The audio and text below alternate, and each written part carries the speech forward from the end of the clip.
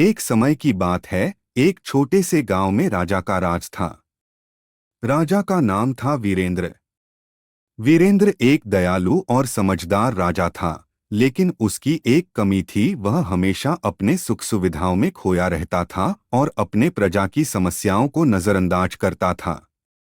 एक दिन गांव में एक बूढ़ा साधु आया। उसने गांव वालों से कहा, कर्म अच्छे करो अरे राजा, इससे तुम्हारी प्रजा खुश रहेगी। साधु की बातें सुनकर राजा को गुस्सा आया। उसने साधु को अपने दरबार में बुलवाया। राजा ने साधु से पूछा, तुम क्या जानते हो मैं क्या करता हूँ? मैं तो अपने राज्य का भला ही सोचता हूँ। साधु ने शांत स्वर में कहा, राजा, अच्छे कर्म से ही राज्य में सुख शांति आती है। यदि तुम अपनी प्रजा की चिंता नहीं करोगे तो तुम्हारा राज भी संकट में पड़ जाएगा।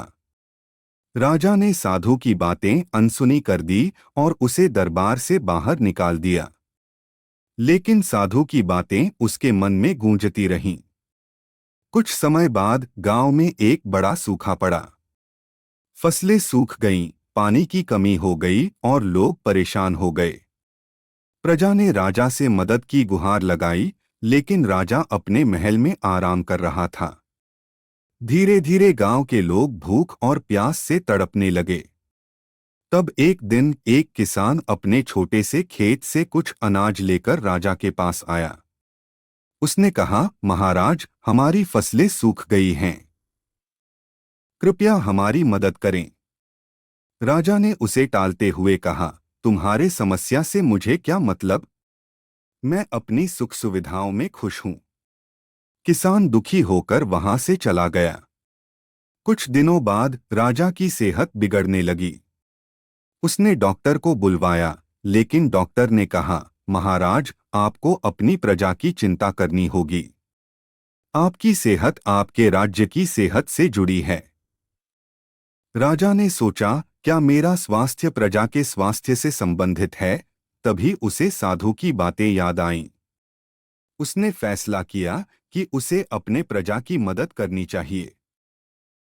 राजा ने तुरंत अपने दरबार में सभी मंत्रियों को बुलाया और कहा, हमें हमारी प्रजा की मदद करनी होगी। हमें जलाशयों का निर्माण करना होगा और सूखी फसलों को पुनर्जीवित करना होगा।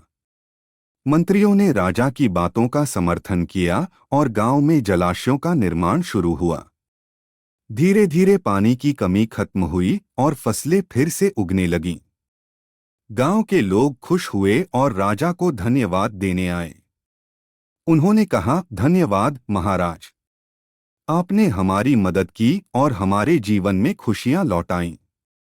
राजा ने कहा, यह सब आपके अच्छे कर्मों का फल है। जब हम एक दूसरे की मदद करते हैं तभी समाज में सुख शांति आती है। साधु ने राजा की बातें सुनी और मुस्कुराए। उन्होंने कहा, राजा, आपने समझ लिया कि अच्छे कर्म से ही दुनिया में बदलाव आता है। राजा ने साधु से कहा, मैंने समझा कि अगर मैं अपनी प्रजा की चिंता करूंगा तो मेरा राज भी खुशहाल रहेगा। मैं वादा करता हूं कि अब मैं हमेशा अपने प्रजा की भलाई के लिए काम करूंगा।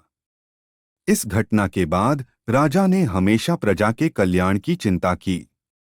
उसने शिक्षा, स्वास्थ्य और कृषि के लिए कई योजनाएं बनाईं। गांव में खुशहाली आई और लोग राजा को बहुत प्यार करने लगे। इस प्रकार राजा वीरेंद्र ने सीखा कि कर्म अच्छे करो अरे राजा का महत्व क्या है। उसके अच्छे कर्मों ने न केवल उसकी प्रजा को खुशहाल बनाया, बल्कि उसे भी सच्ची खुशी और संतोष दिया। और इस तरह गांव में सुख शांति लौट आई और राजा का नाम इतिहास में हमेशा के लिए दर्ज हो गया। कहानी से सीख, अच्छे कर्म करने से ही जीवन में सुख और समृद्धि आती है। जब हम दूसरों की भलाई के लिए सोचते हैं तब हमारी खुशियां भी बढ़ती।